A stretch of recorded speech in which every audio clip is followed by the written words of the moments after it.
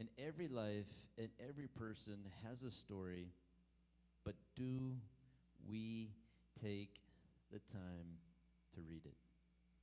Every single person. And you know what's amazing? How many of us, and I know this is really like other people out there in the world, but how many of us have ever judged someone? Like, didn't even really know them, but prejudged them and said, you know, I don't like this person, I don't like that person, they look funny, they sound funny, they stink, this, that, and the other. How many of us have ever, and I don't want you to raise your hand, Sam, but how many of us have ever at least prejudged one person before we knew them? And then how many of us have ever Wow. I thought you said you could take it. How many of us ever prejudged one person and then somehow got to know that person and said, you know what? Wow, I was totally stinking wrong. You know, every single person on this planet is special. Every single person on this planet, their life means something. Every heart, mind, soul, no matter what we look like, no matter what we sound like, no matter if we have good BO, bad BO, you know, no matter if we have a house, apartment, trailer, or if we're sleeping outside in the rain, unfortunately, right now for some of the people, every single life has a story. Every single person, their life, it speaks. Chick-fil-A did this video because this is what they, before someone is put on, whether it's a cash register person or whatever, they go through this training because they want their employees to think of every single person as they walk through those doors that they're important and their life means something. And here's an organization, right? It's semi-fast food, and it's good. Their fries are good. Their crispy, spicy chicken sandwich on a whole grain bun's delicious, right? But more than the food, what about the message that they share? Every life matters. Not certain lives matter, right? It's every life matters. And if I could just take time to read each person's story. Because all of us in here, you know, we're compassionate, we're giving, we're caring people. And if we honestly knew what every single person, every single story, I think we would care about a lot more people. Many of us, we allow a certain circle into our life, and that's the only circle because we know them. We've grown to love them, trust them, right? Family and friends. But I think our circle would become bigger if we took time to listen, to hear how special every single person is on this planet. It's 2023. Our theme in January is Kickstart January. And this morning, this is so exciting. Turn to your neighbor and say, this is so exciting because today we get to spend time on the one. Turn to your neighbor and say, the one. The one, and the only. And so if you have your Bibles, we're going to go to Matthew chapter 25.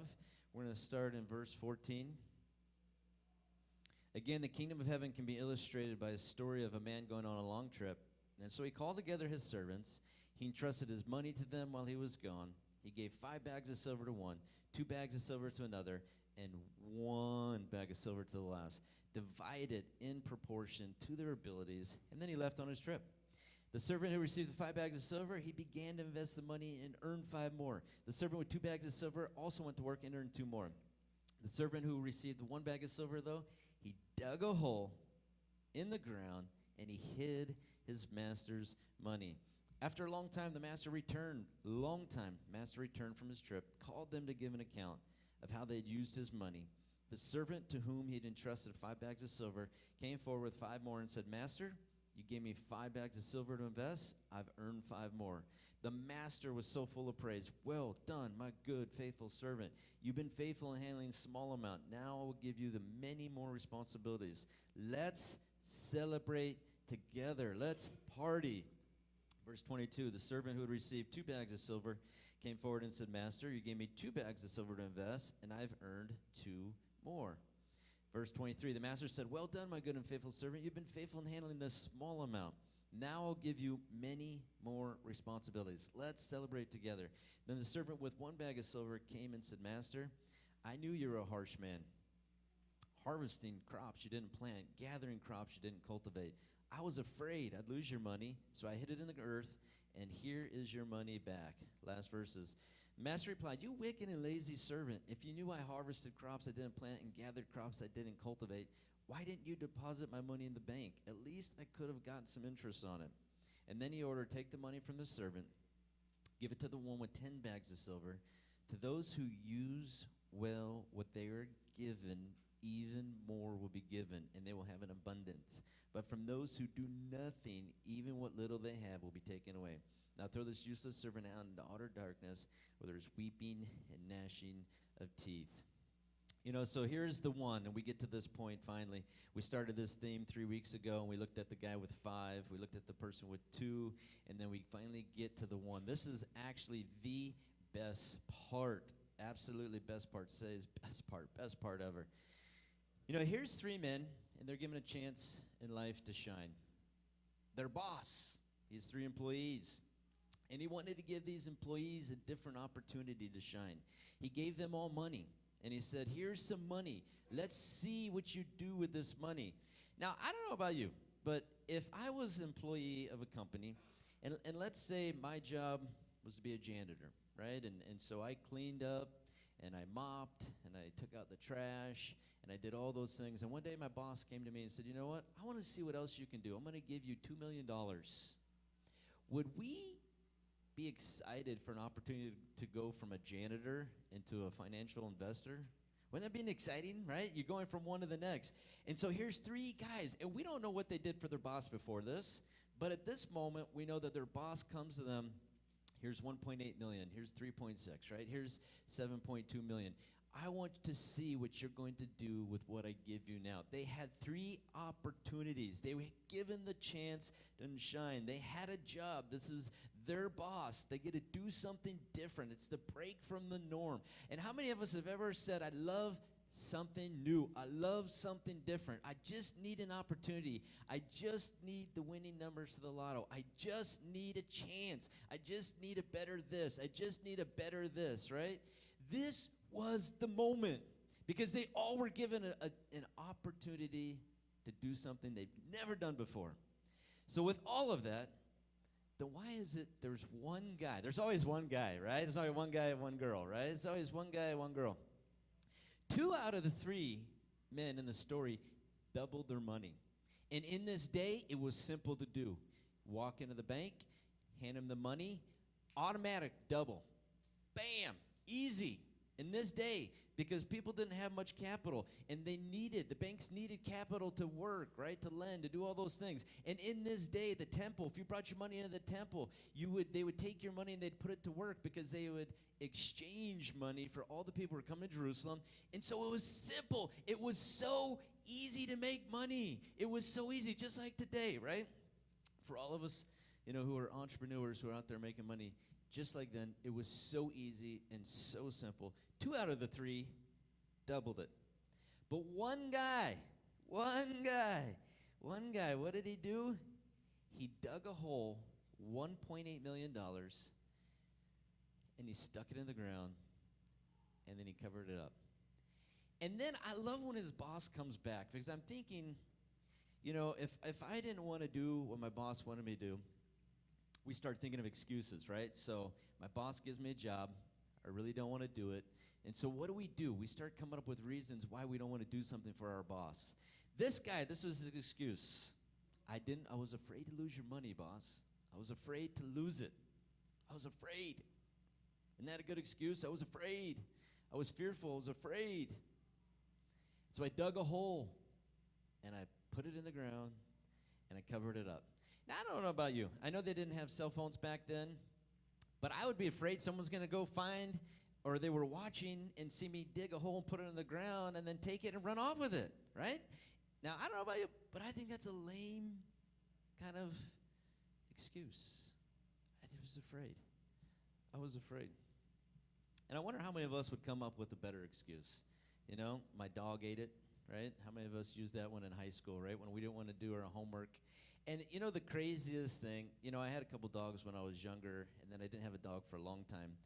But then when we finally got a dog, they really do eat homework. They'll eat whatever you lay out. So where kids used to come to class and say, "My dog ate my homework," I thought they were all liars. But no, I know some of those were telling the truth because if you let them, those dogs will eat the homework. That's a popular excuse. How many of us would say, boss, I was busy. I had some family stuff. I had COVID, so I couldn't do it. I was sick and I was ill, and so I couldn't do what you asked me to do. I had so many family things going on. My family life, it was extremely busy, and so it was just easier for me to dig a hole and put it in the ground than to do what you asked me to do. God, I was helping my friends. I had to help my friends. My friends were really important, as you know, and so I had to help my friends out. And so the 3 weeks, the month, however long you were gone, I was just busy with my friends. I was helping people. Boss, here it is. I was helping the homeless. I was building shelters for them for 4 weeks. See, this guy had a boss and gave him one job to do. He had an opportunity. But for whatever reason, that opportunity, he decided, I'd rather not. And so he came up with an excuse. Many are like us today. I think we make excuses why we don't do what God asks us to do. And kind of like the man in the story, it's easier just to bury what God's given to us and put it in the ground, cover it up, walk away, and say, we're just too busy, God. We're just too busy. And so this morning I want to turn to one more story. I want to look at another guy. Turn to the neighbor and say, another guy. Luke chapter 10, starting at verse 30. And this is a beautiful story. Jesus replied with a story. A Jewish man was traveling from Jerusalem down to Jericho. He was attacked by bandits. They stripped him of his clothes. They beat him up. They left him half dead beside the road. By chance, a priest came along, but when he saw the man lying there, he crossed the other side of the road and he passed him by. A temple assistant, which is an assistant to the priest, walked over, looked at him lying there, but he also passed by on the other side. And then a despised Samaritan came along, and when he saw the man, he felt compassion for him. Going over to him, the Samaritan soothed his wounds with olive oil and wine and bandaged them. The man put him on his own donkey and took him to an inn where he took care of him. The next day he handed the innkeeper 2 silver coins, 2 days' wages, telling him, take care of this man. If his bill runs higher than this, I'll pay you the next time I am here. Verse 36, now which of these three will you say was a neighbor to the man that was attacked by bandits? Jesus asked. The man replied, the one who showed him mercy. Then Jesus said, go and do the same. And so Jesus tells a story based on a question. There was a man who came to Jesus. He said, Jesus, what must we do to inherit eternal life? What should we do? It's a popular question. It's a good question. What should we do to inherit eternal life? And Jesus responds to him by says, well, how do you read the law? And so then the religious experts said, we should love God, all of our heart, mind, soul, with everything that we have, and love our neighbor as ourselves. This is something that Jewish people knew very well. They sang it. They prayed it. Those simple things right there. Love God with all your heart, mind, and soul. Love your neighbor as yourself. Every day, those things were ingrained in their brain, in their heart, mind, and soul. So how easy, if someone asks you the question, how do I inherit eternal life? Jesus responds, well, how do you read it? For them to reply with those very words. And Jesus says, you're correct. And he wasn't meaning that we inherit eternal life by what we do, but by the internal love, the reflection of the love that we have in here. And Jesus, I love this, and this is so amazing, because Jesus is about to flip the script in here. He says, listen, let's define who a neighbor is. And the crazy part of this story, Jesus is so descriptive, and Jesus is so vivid in his imagery. In this story here, Jesus talks of a man going on a trip. And in the trip that he's going from Jerusalem, the temple area, down to Jericho. Jericho is where many rich people live. Turn to your neighbor and say, rich people. You know, those kind of people. He was flipping the script in this story, and he's describing, and I had to point out Jericho, and I have to point out rich people, because the first man who walks by, and he sees someone who's hurt and half dead, the journey, it's from 2,500 feet above sea level down to 800 feet below sea level. It's very rocky, it's rigid, it's rough. It's easy for people to get jumped and beat up on this road. And so Jesus paints this picture, and he says there's a man who gets robbed, he gets beat up, he gets left half dead. And he said there just happened to be a priest. There just happened to be a pastor walking by. Now, the guy notices They're the same. They're both Jewish. They're brothers. But for a priest, if he was to touch somebody who he thought could be dead, it could make him an unclean priest, and he wouldn't be able to do his duties anymore. And so as he sees this man, half dead, lying on the side, didn't want to know if he was fully dead or not, what did he do? Afraid to lose his job. Turn to your neighbor and say, you lose your job. We don't want to do that. He keeps on walking. The next person, and I forgot to mention, for the priest, many priests worked in Jerusalem, but they lived in Jericho. Why? Because that's where lived? Rich people, right? So here's a guy, Jesus painted the picture, and then he paints the picture with his assistant pastor, assistant preacher, assistant priest, walks by, again, sees a man, half dead, lying there, and what does he do? Keeps on walking, even though they're brothers, even though they're maybe cousins, distant cousins, third removed. Who knows? We have no idea. But the assistant keeps on walking. And then Jesus says the word Samaritan. And every Jewish person at that moment starts to get uneasy. Jews consider Samaritans half-breeds. They hated, despised, disliked each other. So everyone in that moment all of a sudden tightened up. Oh my gosh, what did he say? Samaritan? He's a half-breed. And for this man, he sees someone, and he's the first out of the three who takes time to read the story of this person who's half dead. Here's the first time a man, even though he recognizes he's not a Samaritan like me, he's a Jewish brother, he's hated, I don't like him, but I'm going to look past that because he needs my help, because he needs me. It says he pours olive oil. That soothes a wound. He pours wine. Wasn't trying to get him drunk because that's a disinfectant. He picks the man up. He puts him on his donkey. He takes him to an inn. It says he even took care of him there for a little bit. And then he gave the innkeeper 2 days' wages. And he says, I'm going to be back here next week. If the bill runs higher, I will give you the difference. Now, why would a half-breed, why would somebody who's racist, why would somebody who's hated, despised, disliked, why would he out of the three be the only one to show compassion? Now see, we had 2 stories. Our first story that we've been reading, 2 out of the 3, they were given an opportunity and they did something. In our first story, there was one guy who said, no thanks. And in today, our story is also about 3 guys. But in this story, there was one man, one guy, who decided to do something about an opportunity. There was one guy who decided, I need to do something here.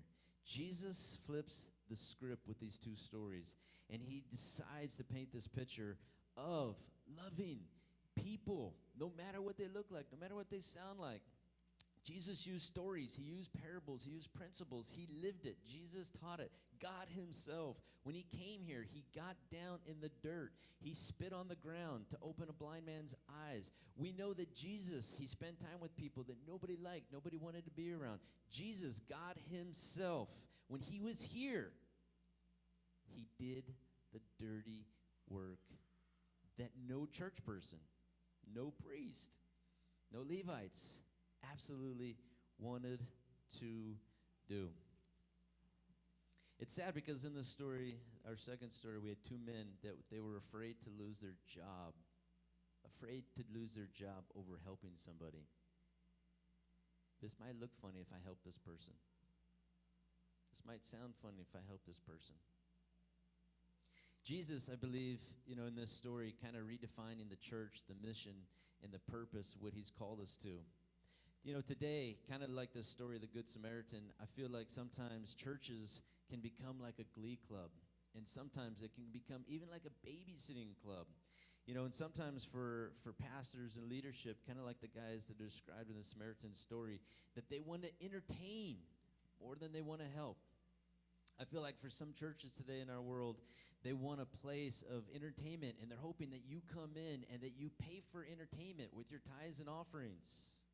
God didn't make the church to be a place of entertainment. He made the church to be a place. Paul says, well, not Paul, many speculate Paul, but in Hebrews, don't forsake getting together. Don't break the habit of meeting together. Come together. And the words that the writer used there, it's for inspiration. It's to honor God. We know that. But it's for inspiration, to help people, like a hospital. The writer of Hebrews paints the picture as the church a place like a hospital where sick people can come in and get help, where people who are well are there to motivate and inspire one another as we go out and fight the battle. Because how many of us know when we come into church on Sunday mornings, it's nice, it's bright, it's beautiful, it's wonderful. When the heat's working, right, when it's cold out, when it's hot, hopefully the air works and it's comfortable. But the moment we leave church, how many of us have seen hell breaks loose? How many of us have seen, as soon as we leave, there's things that happen to our friends, to our family? How many of us have seen, even in our world, just during the week, so many things happen during that time. And so the writer of Hebrews says, listen, stop making it a habit to neglect church. You need to be in church, and you need to be in church, one, to honor him, but two, to inspire and motivate your brothers, to inspire, to motivate one another, to fight the fight, to keep fighting hard. Because the days are dark. Yes, they are, and they're horrible out there. And so we have to inspire one another. We need to be here one another. This isn't a religious glee club. We're not here to earn badges and get little stickers on the boards, right? We're not here for entertainment and hope that, and I believe me, I hope that you all get entertained. I do for coming in here, but that's not the purpose. That's not the reason that I want you to come into church. It's to hear the word of God. It's to worship. It's to lift your hands. And it's to talk amongst ourselves, to be here for one another, to pray for one another, that we are a church, that we're a people who cares, and we're here because Jesus defines the church, the mission, and our purpose. See, God's business, his kingdom, it's what? It's a people business. And God's people business, it's all about how do I love. Do I know your story? Do you know my story? Do we know one another's story? Do I know the homeless guy's story who's sleeping under the rain last week? No. Do I know the hurting people that we pass? How many hurting people do we pass every single day? Do I know their story? Probably not. God's put us here to make a difference. God's put us here to be the one. You know, and I know for this guy, the one guy in our first story, he did absolutely nothing. And maybe, if we talk about him again, maybe he was a procrastinator. We know that he gave him the excuse that he was afraid to make money. But maybe he was a procrastinator, and I'm going to do something for somebody else when I strike it rich, when I get my tax returns, when I do this, when I get this, when I get here, and I'm just going to put it off a little bit longer. And for that person, God's saying, don't put off what you can do today to wait for tomorrow for something else. God puts people in our life every single day, and it's our job as believers to read their story, to take time. How many of us have ever asked somebody how they're doing? The response, I'm doing good. Okay, see you later. Have a nice day. Sayonara. And how many of us leave it right there? We do it a lot, right? We do it a lot. And if we do that, are we honestly being here for one another?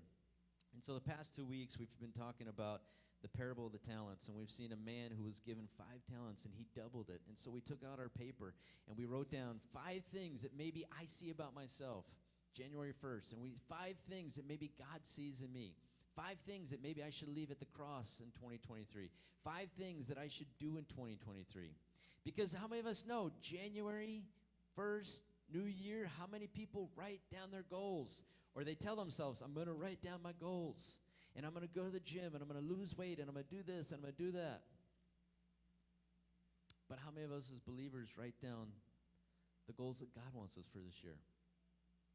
What's something different that I can do this year that I didn't do last? Maybe what's there one thing that God's asking me in 2023 this year that I didn't do last year?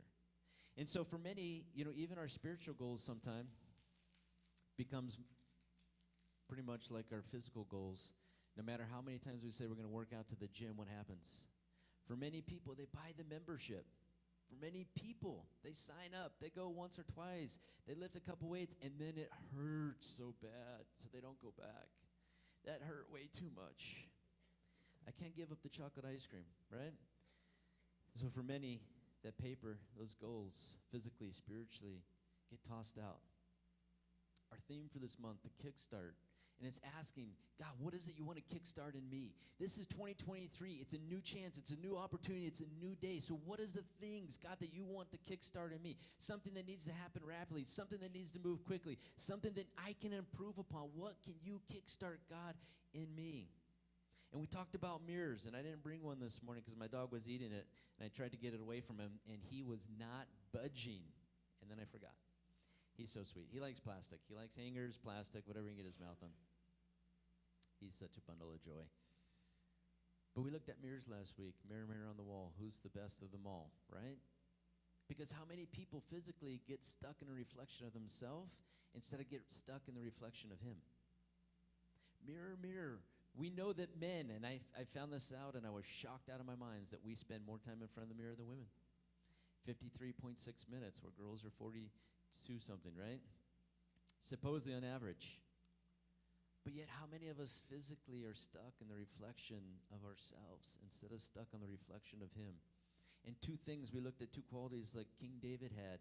And he took those two qualities, and what did he do? He gave them to God, and God used King David to do great and mighty things.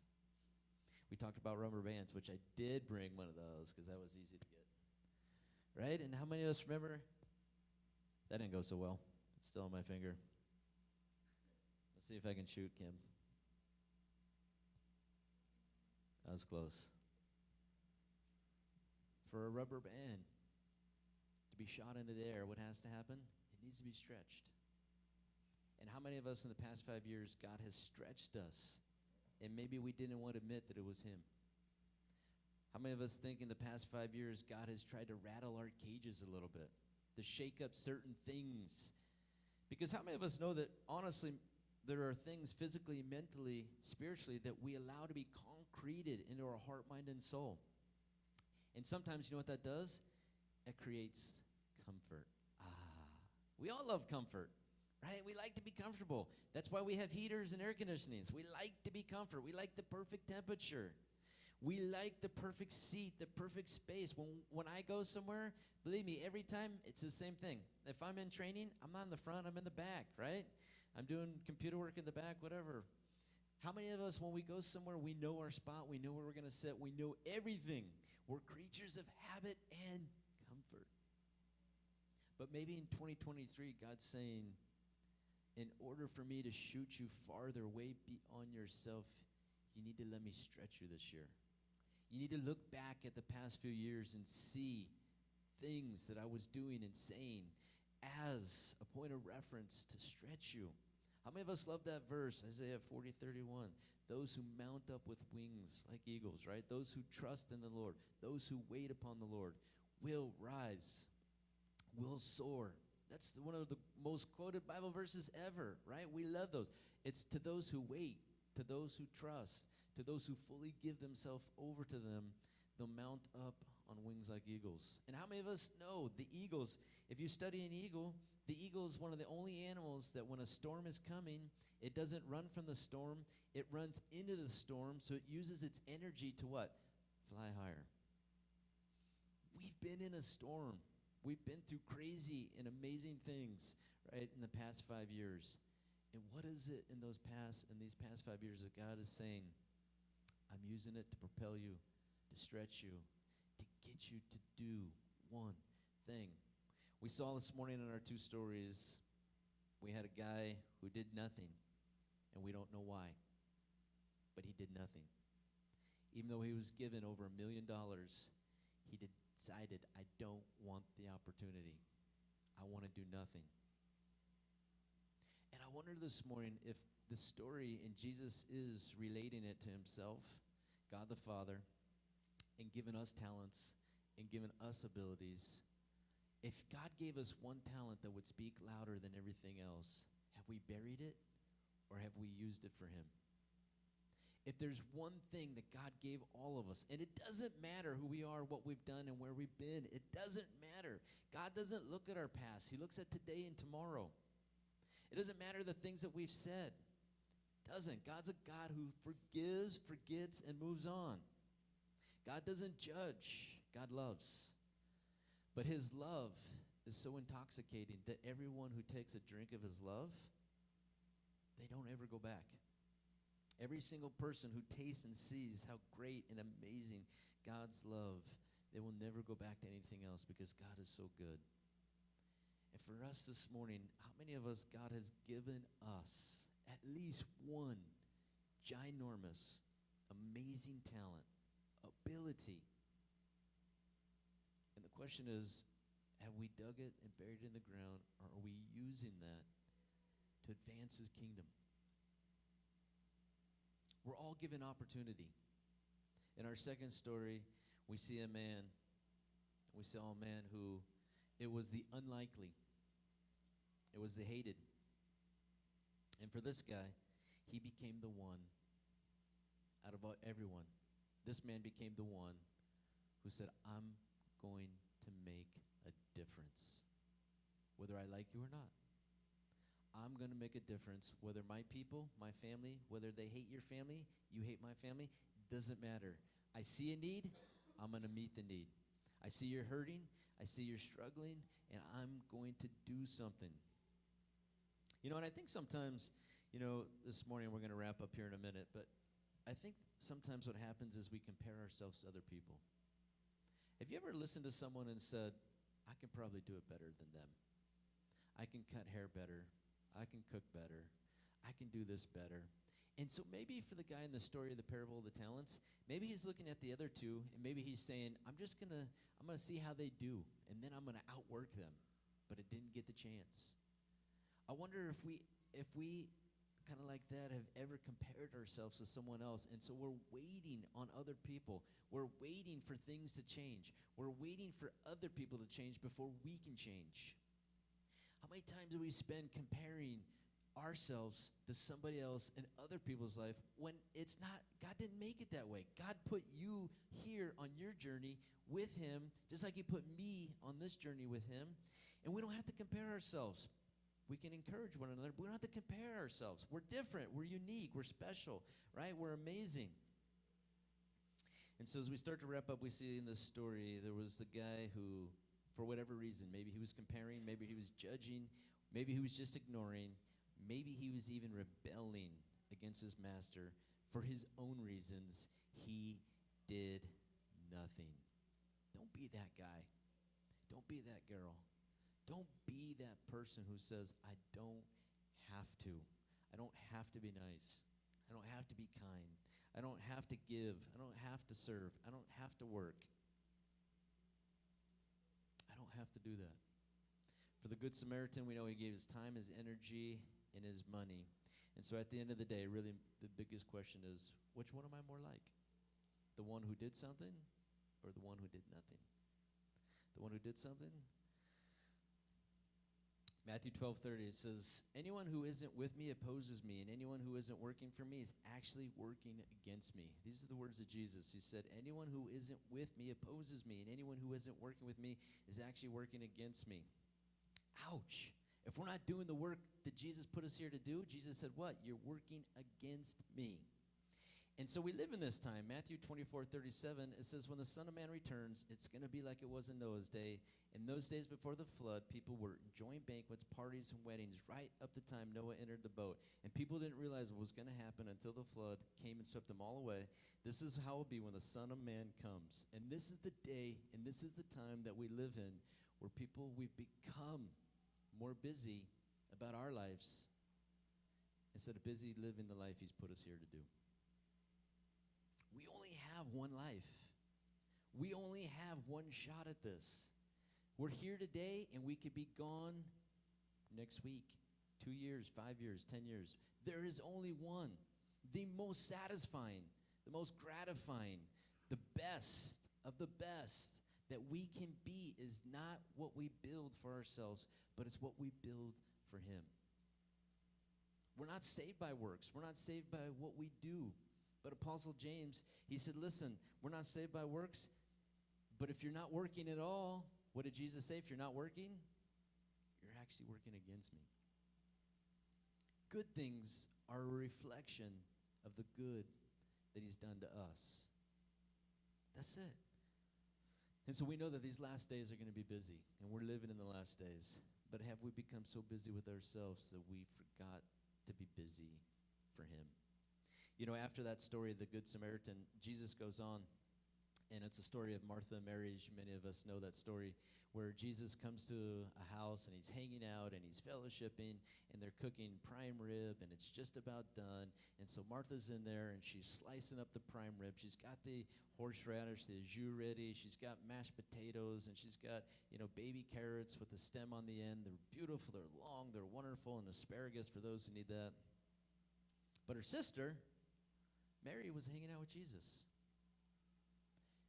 And so Martha gets upset, and she gets frustrated, and she goes to Jesus. She says, "Look at my sister. She's doing nothing." And Jesus said, "Martha, Martha, you're concerned about so many things, but you've lost sight of what's important. Mary found it, but you lost sight of it."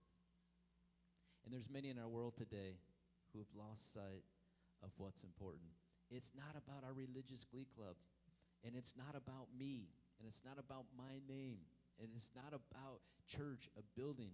It has everything to do with us, the people, coming together to inspire, to motivate, to heal, to help everywhere that we possibly can in the community God has placed us, to be that good person, to say those good words, to be kind, to be forgiving, to be loving, to love people like the world depends on it. Because in life, we only have one shot. As I was praying about 2023, and I was asking God, what's a good thing, God? What is the thing that you want me to focus on this year? He gave me the line, "It is what we make it." And if you look at the parable of the talents, there was 3 men given an opportunity to do something, to be creative with what they were given. Your life. And there's times where it feels like we have less. And there's times where it feels like we have more. And there's times where we look at other people and it looks like they have more and they're doing better. And I wish I could do that. And I wish I could be this. There's so many times where we get focused on so many things. God's saying, just stop and take advantage of what you have right in front of you. It will be what you make it. And he gave me 4 words: to focus on love, to focus on giving, to focus on serving, and to focus on building, right? For us, real simple, 2023, it's going to be what we make it. How will you create with what God's given you to create?